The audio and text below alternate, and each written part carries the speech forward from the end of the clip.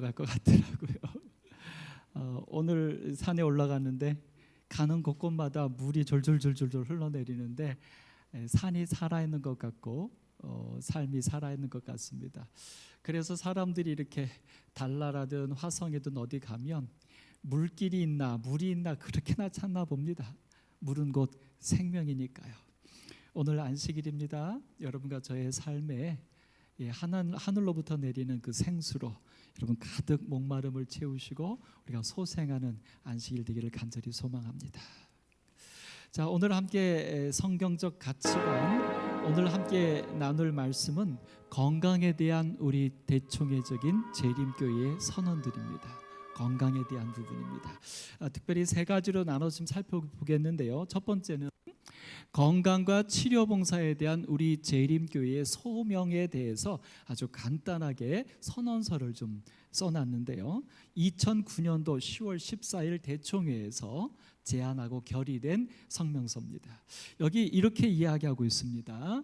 제7일 안식일 예수 재림교회는 소속 교인들과 그들이 섬기는 지역사회의 안녕을 목적으로 하는 전 세계의 건강을 증진시키기 위한 건강사역에 대한 봉사와 목표를 지지한다. 여러분 다 그렇게 하고 계시죠? 대답들이 없으세요. 그러니까 단순히 성경에서 우리에게 주신 건강의 기별은 우리만 건강하라고 주신 것이 아니라 이 죄로 인하여 죽음과 질병과 이 부조화들이 있는 이 세상에서 일지라도 최대한 하나님의 그러니까 사람들이 건강하게 살아갈 수 있도록 주신 특별한 복음입니다. 그러므로 이 복음은 우리만 누릴 것이 아니라 모두가 누리는 것이 되어야 한다는 것입니다.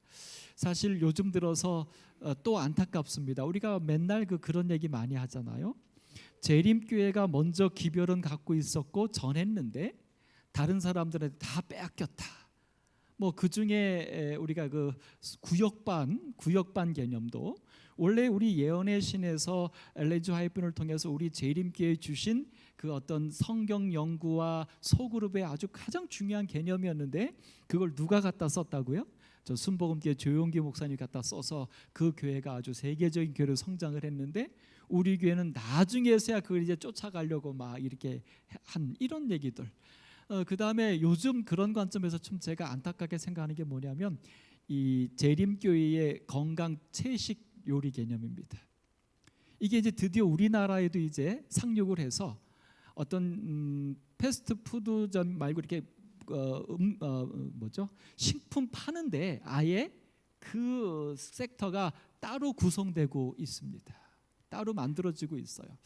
분명히 이제 우리 교단은 또 후발주자가 될 겁니다. 사실은 안타까운 것은 이 콩으로 만드는 여러 재료들이 우리 재림교회 연구소나 삼육교회 같은 이런 데서 만들어지는 게 아니라 이미 사회의 연구소나 그런 기업들에서 나오고 있고 이젠 우리가 그걸 갖다 쓰고 있는 입장이 된 것을 생각하면 얼마나 안타깝고 마음이 좀 아픈지요.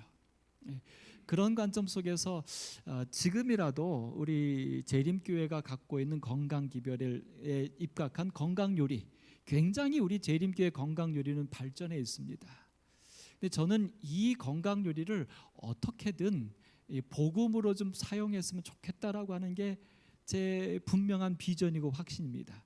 그래서 우리 올해 맡은 도로가 회장님과 임원들에게 그냥 반찬 나누기 하지 말고 우리 재림교회 건강 기별로 만들어진 건강 요리를 좀 나눠주는 걸 하면 좋겠다라고 제가 작년부터 특별하게 제안을 드렸는데 아직 그것이 원활한 궤도에 오르지 못한 것 같습니다.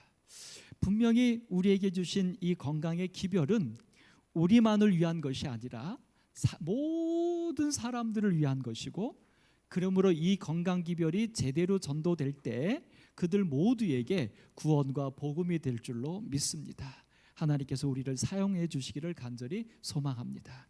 근데 건강 기별 중에 여기 한 가지 빼놓을 수 없는 것 뭐가 있습니까? 치료도 있습니다. 치료.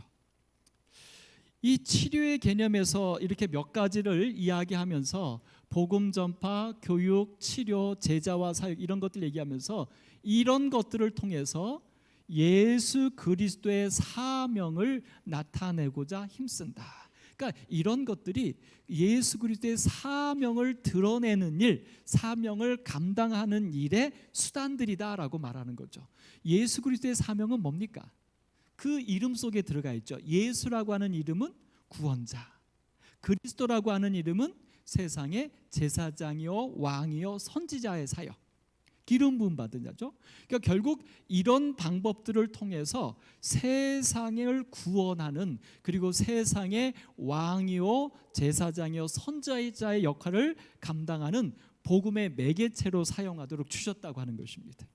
그런 관점 속에서 우리는 우리에게 주신 이 아름다운 건강의 사역, 특별히 치료의 사역에 대해서 깊이 있게 한번 생각해 보아야 합니다.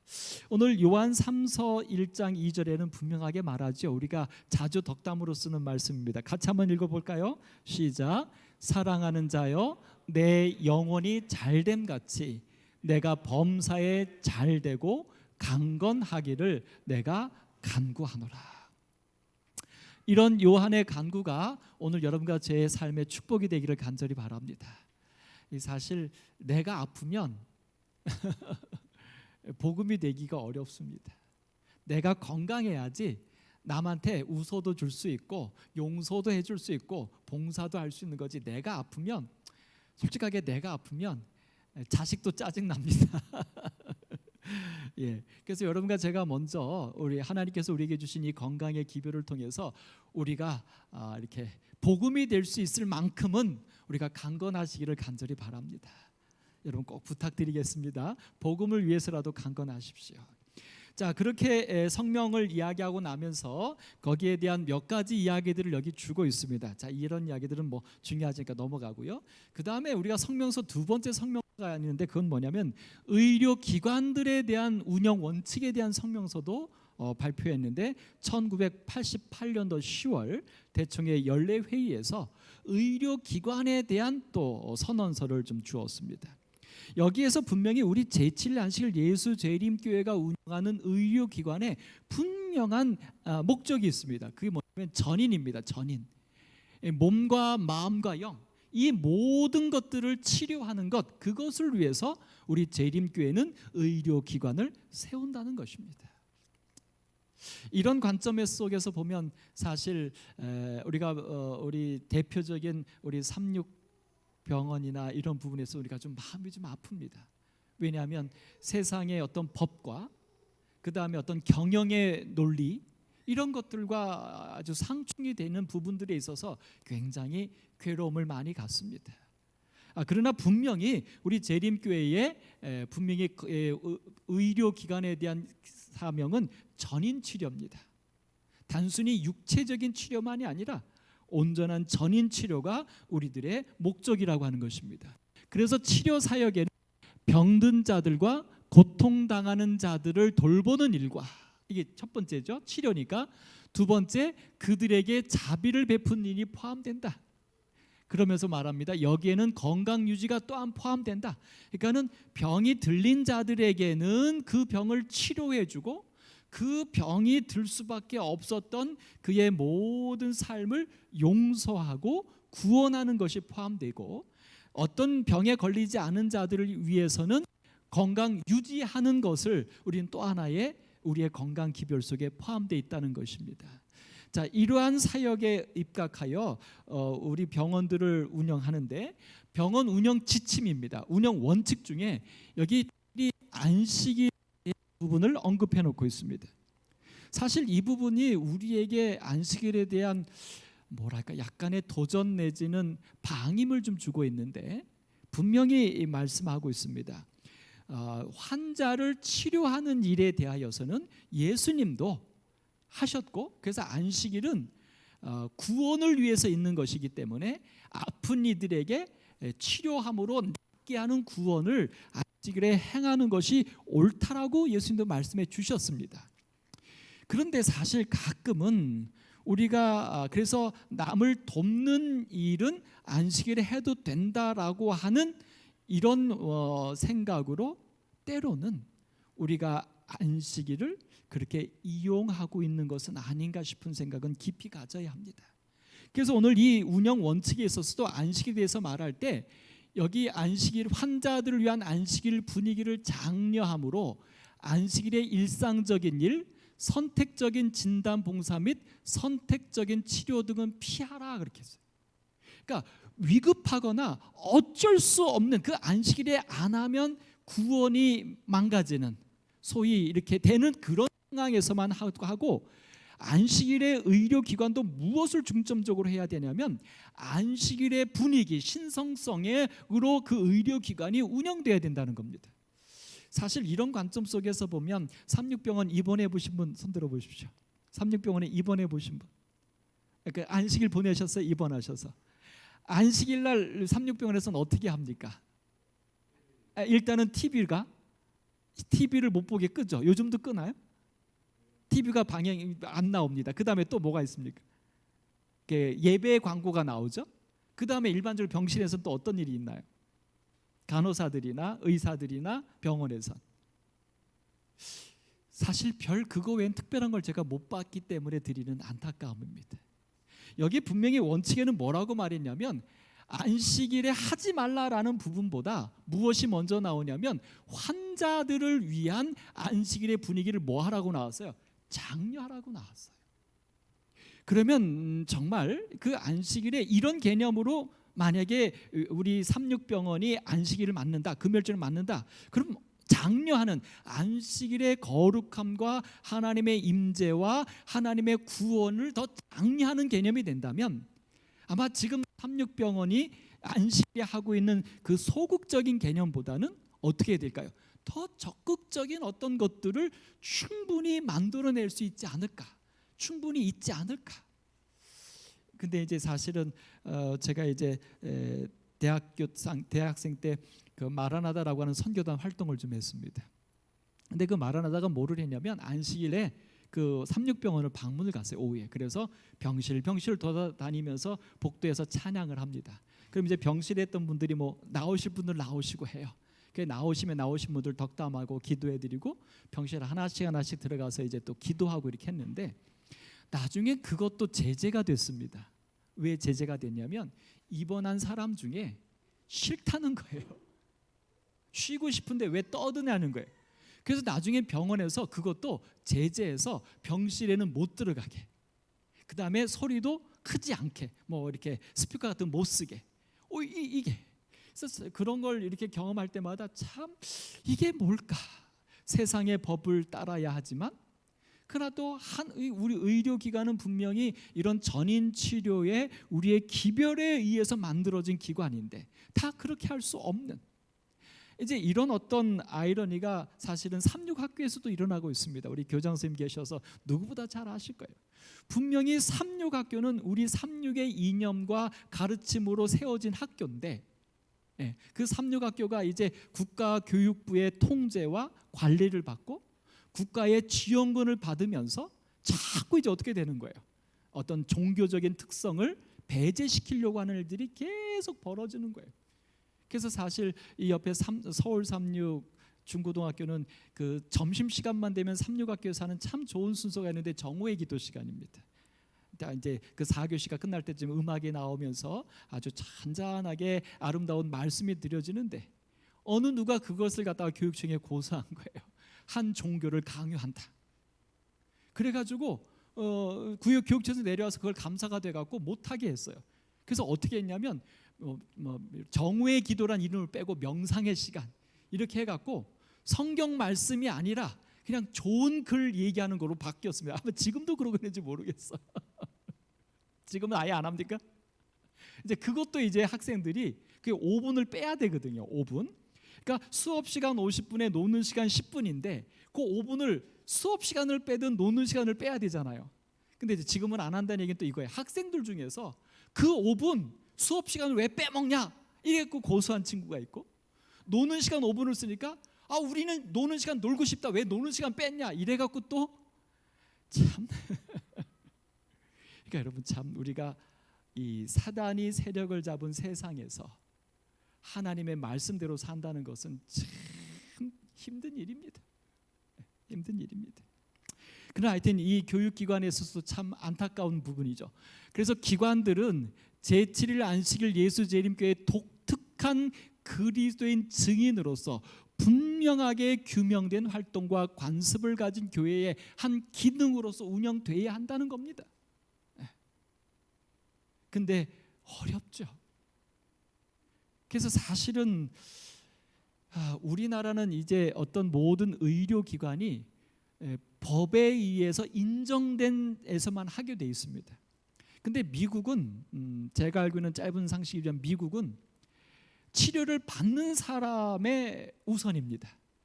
그래서 치료를 받고 싶은 사람이 의료 면허증이 없는 사람이든 뭐 의료로 허가되지 않는 방법이든 내가 그것을 받고 싶다 그래서 받으면 저촉이 안 돼요.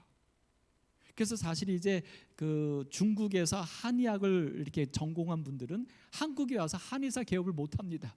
왜냐하면 한국의 한의사 협회에서 거기서 수업을 하고 온 사람은 아예 한의사 시험을 치를 수 없게 막아버렸어요. 자격을 막아버렸어요. 그런데 중국에서 한의사 한 사람들은요, 미국에 가면 한의원 할 수 있습니다. 왜냐하면 미국의 법은 그렇기 때문에 그래요. 그래서 사실 미국에서 위마나 이런 어떤 개인적인 대체 의학들이 성행하는 것은 그것은 법적으로 문제가 없기 때문에 그래요. 근데 우리나라는 안 됩니다. 다 국가가 통제해 놨어요.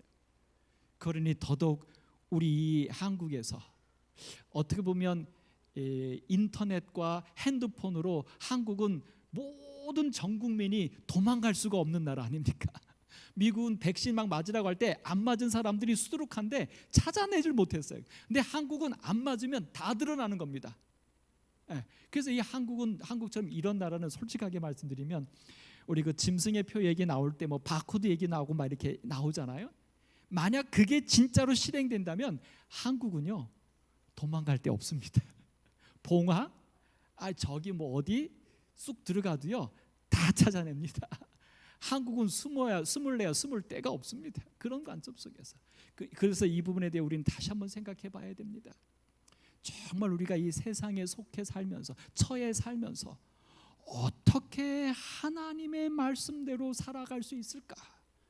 정말 우리 한국에 사는 우리들은요 더없이 성령의 인도하심과 하나님의 은혜를 간구해야 합니다.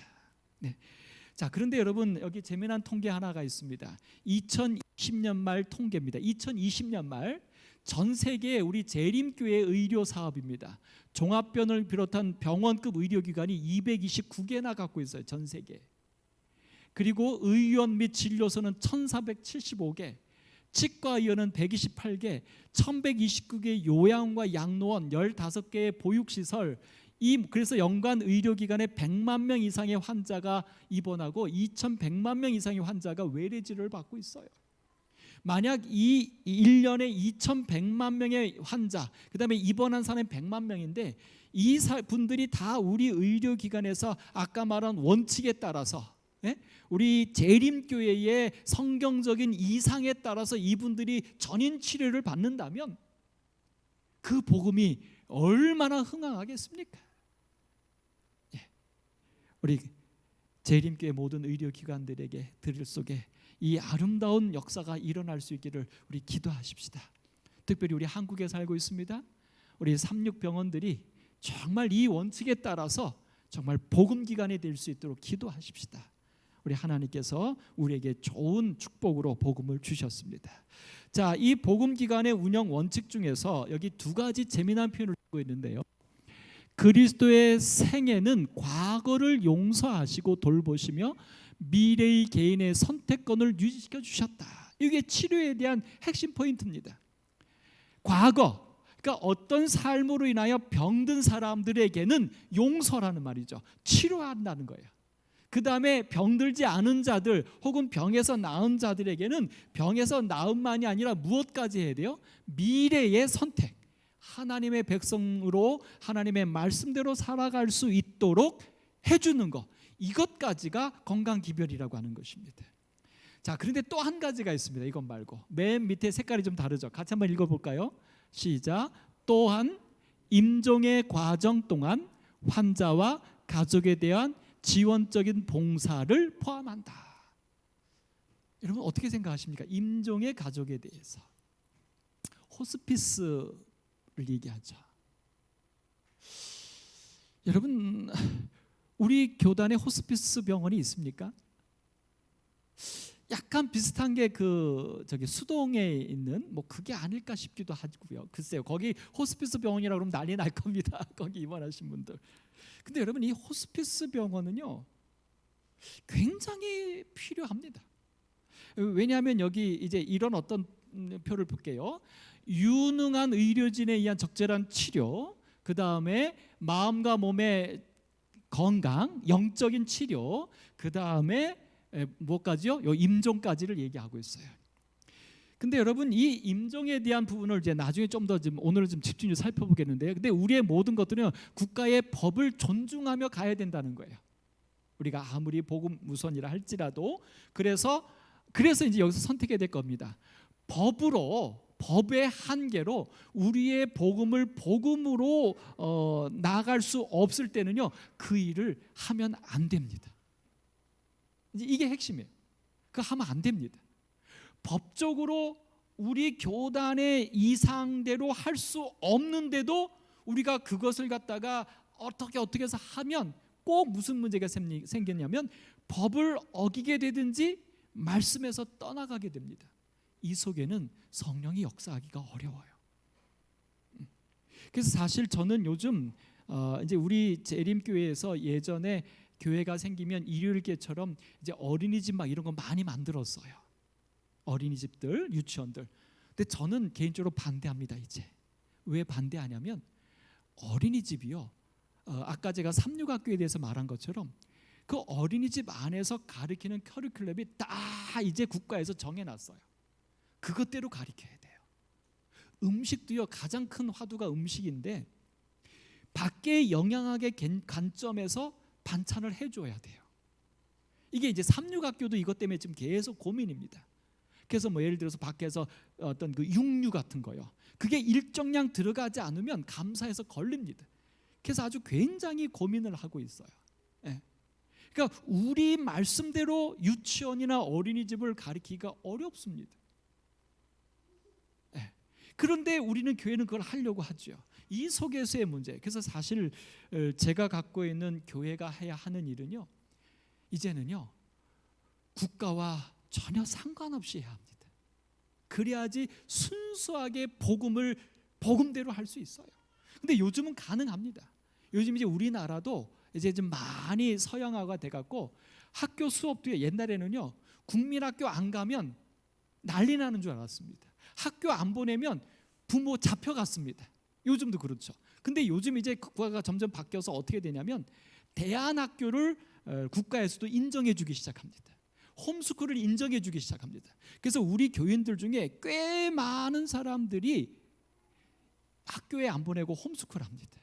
왜냐하면 학교에 보내면 음식 문제, 거기서 가르치는 진화론 문제, 친구들과 사이에서의 어떤 문화 문제, 손댈 수 없는 게 너무 많거든요. 그래서 요즘 정말 이 믿음 안에서 키우려고 하는 부모님들은요 학교 안 보냅니다. 네, 홈스쿨 합니다. 근데 그거를 어떻게 하냐면 혼자 하지 않고요 그런 뜻을 가진 사람들이 뭐 여러 가정들이 모여서 함께 합니다. 근데 사실 이 모임은요 재림교회만 있는 게 아니라 강남을 중심으로 해서 소위 정말 자녀들에 대해서 이 경쟁과 우열의 이런 교육이 아닌 정말 참된 교육을 하려고 하는 사회에 깨어있는 사람들도요 굉장히 많이 홈스쿨 합니다. 어린아이들도요 공동 육아를 합니다.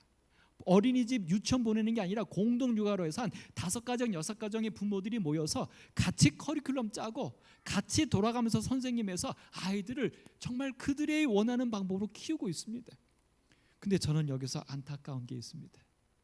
왜 재림교회에는 그런 일들에 대하여 관심이 없냐는 것입니다. 오히려 재림교인들은 어떻게 더 관심이 있냐면 더 좋은 학군, 더 좋은 학원,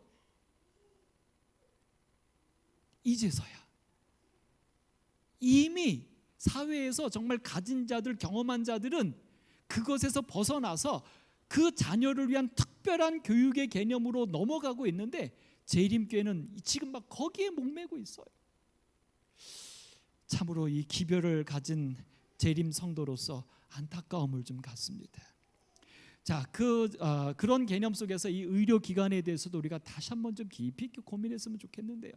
사실 이것은 전적인 제 개인적인 얘기입니다만, 저는 삼육병원은요, 지금처럼 그 양학 이렇게 경쟁과 이렇게 가는 거 말고요, 세상에서 돈이 안 되는, 정말 저는 호스피스 병원을 운영했으면 어떨까 싶은 생각이 강하게 듭니다. 저는 이렇게 하면 더 난리 나겠죠. 자, 여기 의료기관에 대한 여러 가지 이제 여기 이야기들을 주고 있는데요. 그 중에 여기 고려돼야 될 여러 가지 중에 한 가지만 좀 얘기를 하고 넘어가겠습니다. 해당 지역에서의 교회의 장기적인 계획과 그 기관이 교회의 선교를 촉진하는지. 그러니까 재림교회가 하는 어떤 기관은 분명한 목적이 있어야 돼요. 그 목적은 뭐냐면 기관 자체가 사는 게 아니에요. 기관 자체가 흥행하는 게 아니라 그 기관을 통해서 그 주변에 있는 교회들과 연합하여 교회가 부흥하는 것, 영혼을 구원하는 것, 그게 기관의 목적입니다. 이것에서 벗어나면 나중에는 문제가 생겨요. 사실 우리가 역사적으로도 켈록이 이 병원 세우고 시리얼 개발하고 하면서 어느 쪽으로 자꾸 흘러갔습니까? 세상적인 경쟁과 일등으로 흘러갔을 때 복음이 되지 못했고 떠나갈 수밖에 없었던 역사를 봅니다. 오늘 이런 부분에 있어서 우리 재림교회도, 특별히 오남교회도, 우리 성도님들, 우리가 하는 모든 계획과 우리가 하는 모든 판단에는 분명히 교회의 부흥과 영혼 구원의 목적이 분명해야 됩니다. 그거가 사라지면 하나님의 영이 역사하기 어려운 교회가 아닙니다. 자, 이제 아까 말씀드렸던 그 마지막 세 번째, 임종자를 위한 간호입니다. 이 임종자를 위한 간호에 대해서, 임종에 대해서 이렇게 말하죠. 예수 재림을 기다리는 동안에 그리스도인들은 임종을 앞둔 자들을 돌보면서 그들 자신의 죽음을 개인적으로 준비하도록 부르심을 받는다.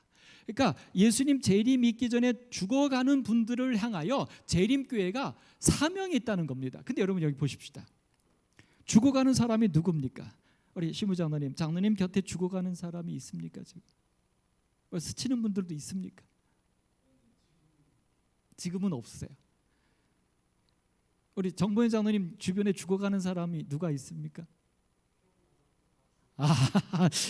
장로님이 제가 질문의 의중을 깨쳐주셨습니다.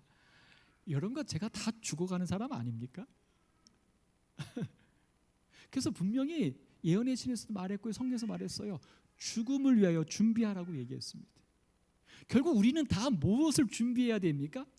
임종을 준비해야 됩니다.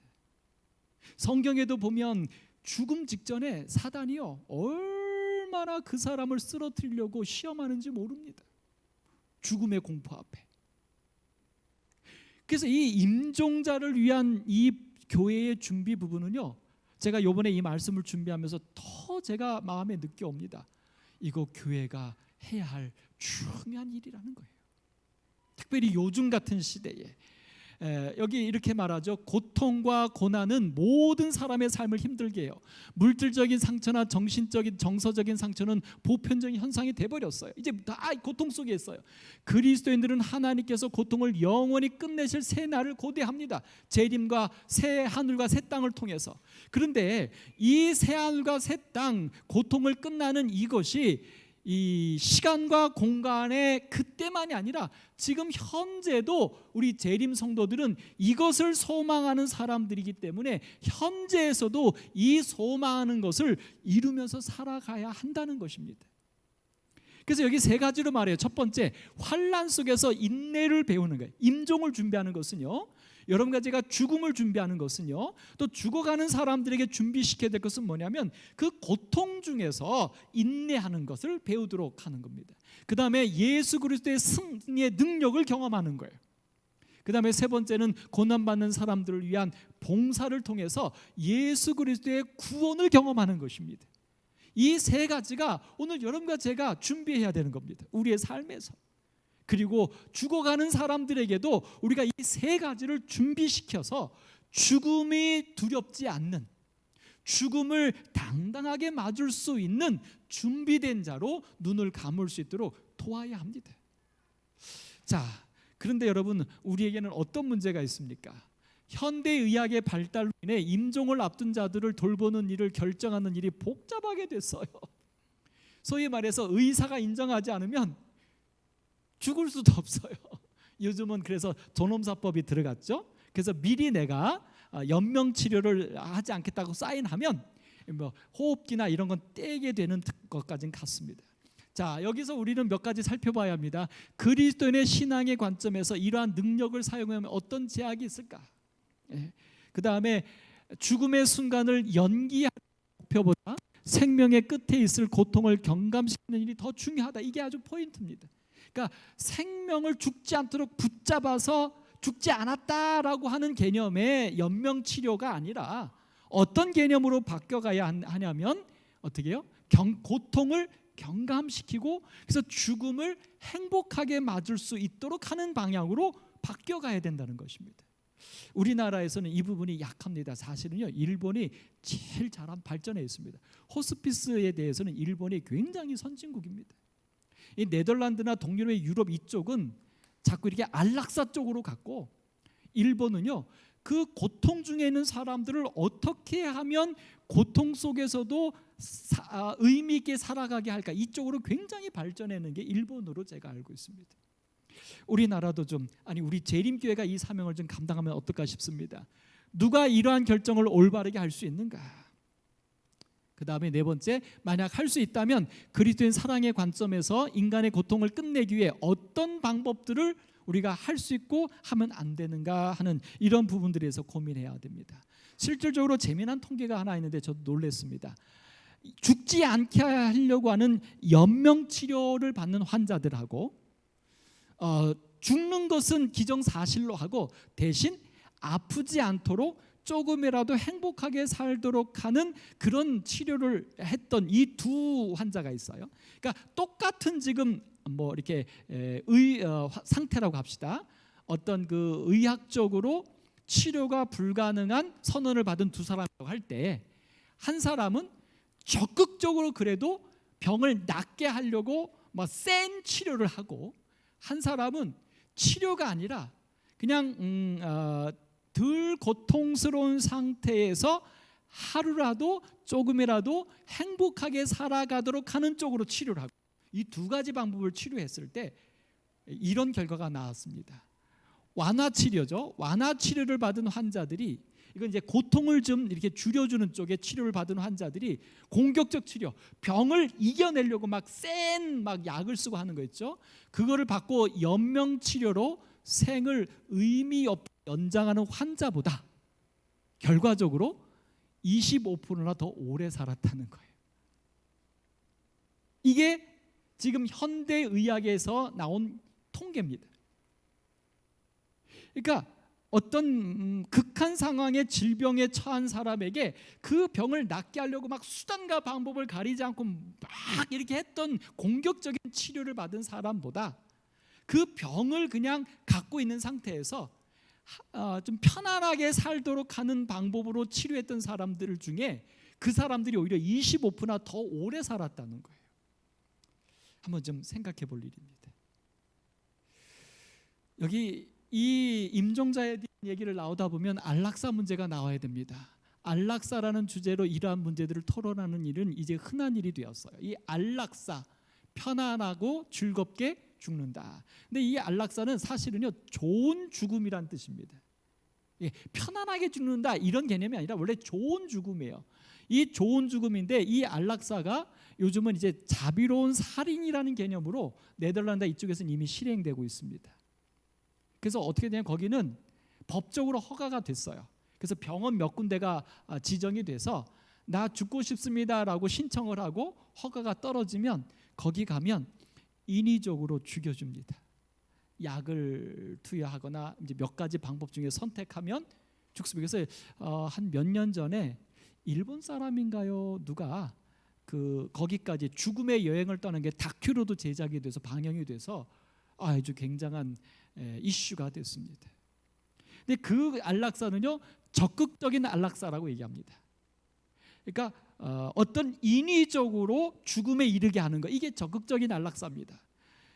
그런데 이 안락사는 우리 재림교회는 받아들이지 않습니다. 사람이 자연스럽게 죽을 수 있도록 하는 안락사가 하나 있어요.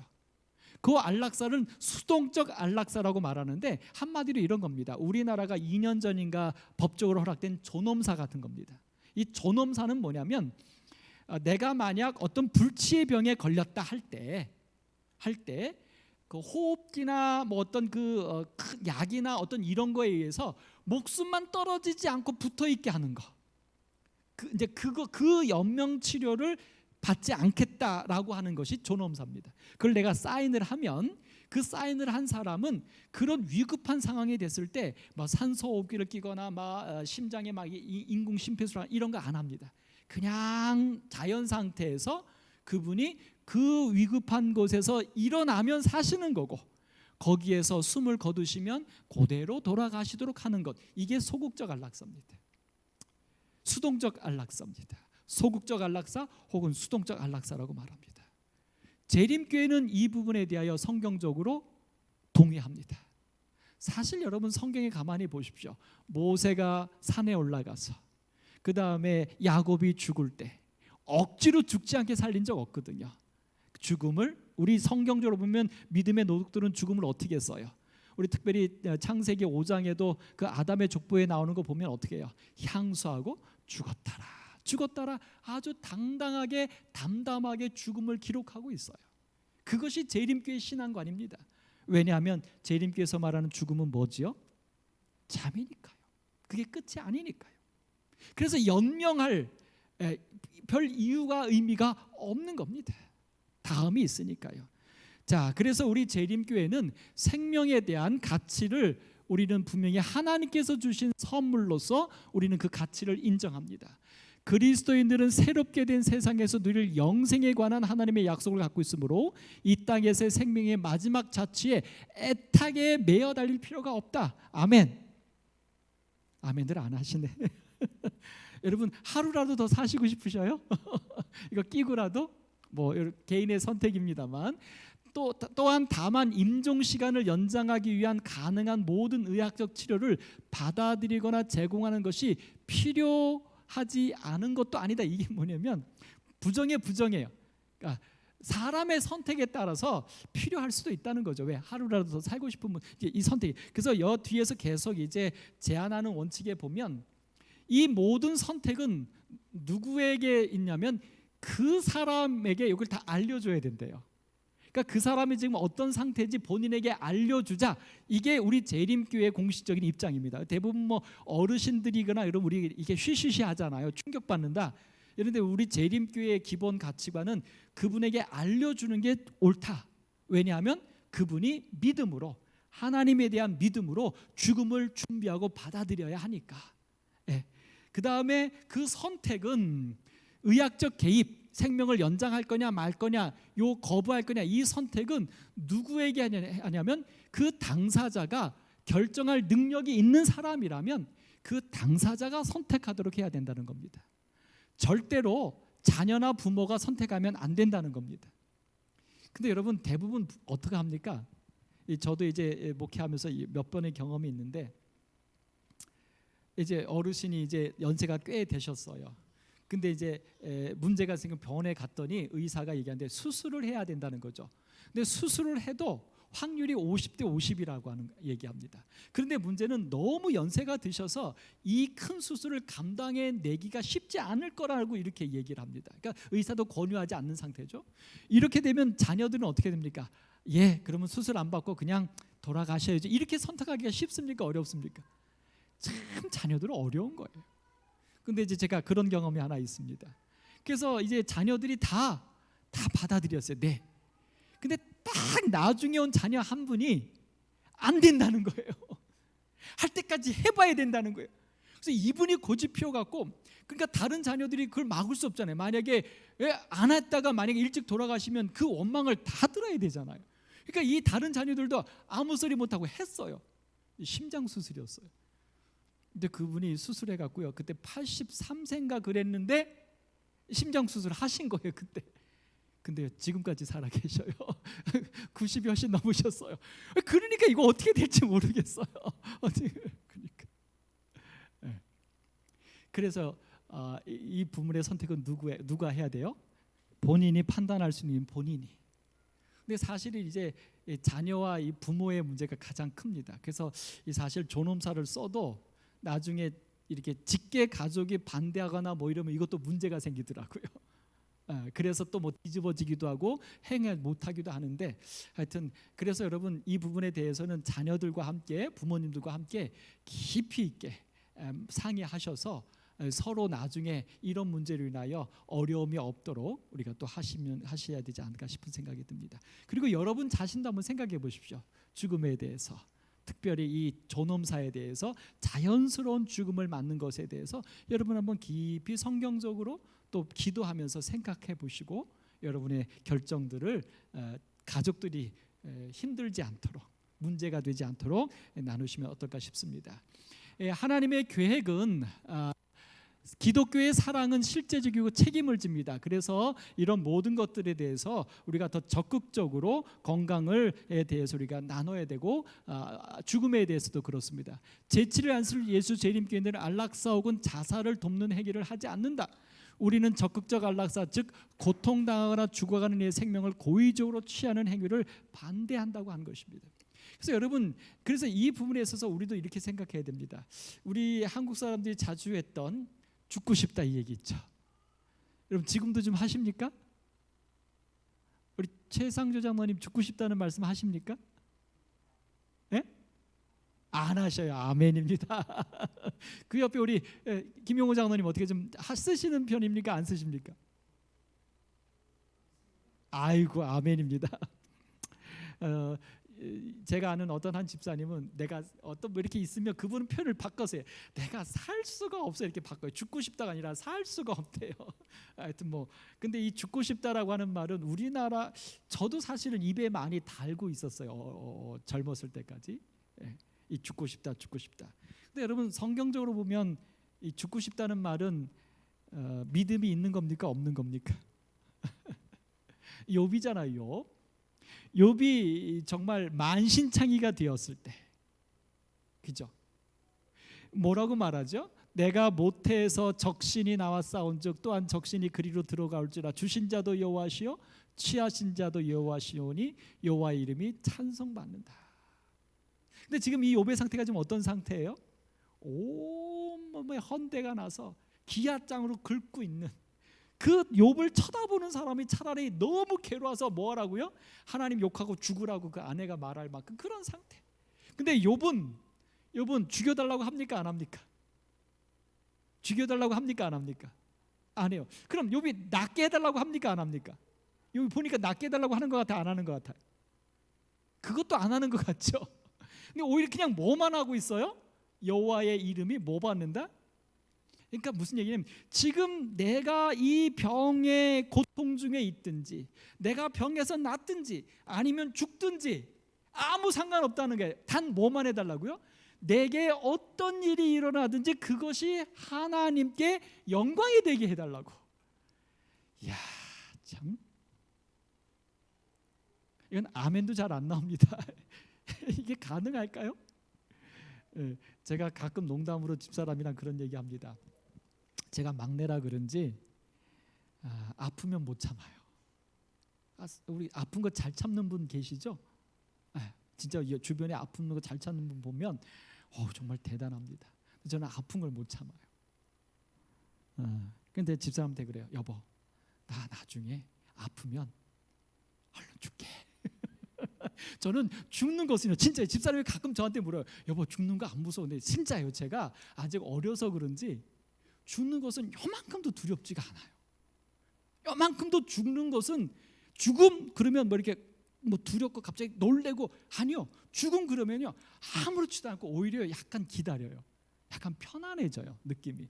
근데 아프다 그러면요 막 짜증이 나기 시작하고요, 겁나요. 그래서 저는 기도합니다. 하나님, 저는 언제든지 죽여주시지만 아프지는 않게 해주세요. 이게 더 욕심 아닌지 모르겠어요. 여하튼 자, 그래서 이 욥은요 보세요, 낫게 해달라는 소리도, 죽여달라는 소리도, 그냥 그의 몸의 모든 것이 하나님께 찬송이 되게 해달라고.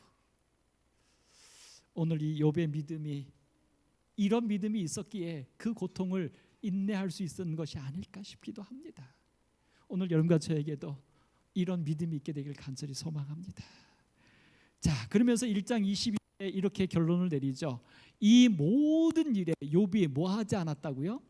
범죄하지 않았다고요. 그리고 하나님을 향하여 어리석게 원망도 하지 않았다고요. 여러분, 우리의 몸뚱아리 하나, 이 몸뚱아리의 죽음 혹은 고통, 이런 걸로 인하여 뭐 하지 마십시다. 범죄하지 않기를 기도하십시다. 하나님을 원망하는 어리석음이 있지 않도록 기도하십시다. 여기 이런 그 안락사에 대한 그 마지막 죽음에 대한 이야기를 나누는데요. 여기 이 5가지 법칙이 있죠. 암 환자와 그 가족이 있을 때, 그러니까 임종을 앞둔 사람이 있을 때 혼자 안 된다는 거예요. 그래서 이 세상에서도 이 5사람들이 역할을 할 때 이 어떤 중병에 걸린 이 사람을 도울 수 있다고 얘기하고 있어서 이 사회적인 시스템을 이 사회가 구축하려고 하고 있더라고요. 이 한 단체에서 이런 일을 합니다. 근데 여기 보십시오. 누가 있어요? 먼저 의사의 적절한 치료가 필요합니다. 그 다음에 간호사의 간호 도움이 필요합니다. 그 다음에 사회복지사를 통해서 그의 삶의 불편함들을 채워주는 것이 있어야 하고요. 그 다음에 자원봉사자들이 있어서 그를 정말 여러 가지 면에서 정신적으로든 생활적으로든 도와야 합니다. 그 다음에 성직자가 있어서 이 죽음에 대한 준비를 해줘야 합니다. 이 5가지 역할들이 있을 때 한 사람의 죽음을 준비해 줄 수 있다는 거예요. 이런 관점 속에서 한번 보시자고요. 여러분과 저의 삶에 이 5사람들이 있습니까? 아니요. 제가 이렇게 한번 제안 드려볼게요. 우리 오남교회가, 재림교회가 지역사회 봉사에 여러 가지 것들을 우리가 노력하고 있습니다. 근데 그 중에서 이 임종에 대한 부분에 대하여 우리 재림교회가 한번 이 일에 한번 일어나 보면 어떨까요? 필요하지 않겠습니까? 사실 여러분, 천주교회는 가면 납골당들이 있는 거 아시죠? 천주교회 건물에. 옛날 건물에는 뭐가 있습니까? 지하에 무덤이 있어요. 여러분 한번 생각해 보신 적 있어요? 왜 천주교회는 무덤을 갖고 있을까? 그러니까 우리처럼 저 재림 묘원만 있는 게 아니라 성당 안에 옛날 유럽의 큰 성당 지하눈에 다 무덤이 있어요. 그래서 그 캐톨릭에 다니다가 죽은 사람들 중에서 특별한 사람들은 그 지하로 들어가고 또 다른 사람들은 그 성당에 보유하고 있는 묘지에 들어갑니다. 근데 요즘 한국에 있는 천주교회가 이제 뭐가 있는 줄 아십니까? 납골당들이 있습니다. 납골당. 천주교회 건물 한쪽 편에 납골당이 있어요. 제가 천주교회 정통인가 보다 싶었어요. 근데 이런 법이 있습니다. 어떤 법이 있냐면 종교단체가 납골당을 할 때 그냥 신고만 하면 허락이 돼요. 일반 사회 사람들이 납골당을 만들려면 신청서를 내고 조건을 갖추고 주민의 동의를 받고 뭐 아주 굉장히 복잡해서 어렵습니다. 근데 종교단체가 납골당을 만들 때는 5,000기까지는 신고만 하면 됩니다. 근데 여러분 생각해 보십시오. 납골당이 있으면 어떤 일이 벌어집니까? 그 가족들이 1년에 여러 차례 그걸 찾아오는 거예요. 여러분 요즘처럼 장례가 어렵고 힘든 이때에 한번 우리 재림교회가 한번 도전해 봐야 할 일이 아닐까 싶은 생각도 불현듯 가집니다. 임종자를 위한, 그리고 그들의 장례를 위한, 우리 저 포천 송울이 거기만 자꾸 넘쳐나서 나중에 내 자리 있을까 없을까 염려하지 말고 우리가 한번 고민해 볼 수 있는, 또 이 지역사회, 그 다음에 이 마지막 시대에 또 모든 사람들에게 필요한 또 하나의 일이 아닐까 싶은 생각을 갖게 됩니다. 여러분 여기 이 성경의 원칙 속에서 죽음에 대한 얘기를 하는데, 여기 임종자를 돌보는 일은 먼저 그들의 영적 및 의학적 필요와 더불어 그들의 가치에 대한 사회 인식보다는 그들이 표면 선택의 기초에 대해야 되는데요. 여러분 보십시오. 제가 이 통계를 보고서 우리가 다 알잖아요. 요즘 죽는 사람들이 어디서 많이 죽습니까? 다 병원에서 죽습니다. 지금 2002년부터 통계인데 2002년도에는 여기 옆에 약간 옅은 색은 집에서 돌아가시는 분이고 진한 색은 병원에서 돌아가시는 분인데, 2002년만 해도요 집에서 돌아가신 분이 좀 더 많았어요. 근데 2004년, 2006년 넘어가면서 역전 2004년에 역전이 되더니요 점점 급속도로 떨어져 갖고 2017년도에는요 76%가 병원에서 돌아가십니다. 근데 여러분 가족 중에 병원에서 돌아가신 분 계신 분 아시죠?